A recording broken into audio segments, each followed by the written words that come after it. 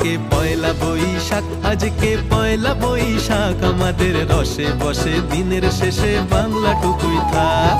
পয়লা বৈশাখ, আজকে পয়লা বৈশাখ, আমাদের রসে বসে দিনের শেষে বাংলাটুকুই থাক।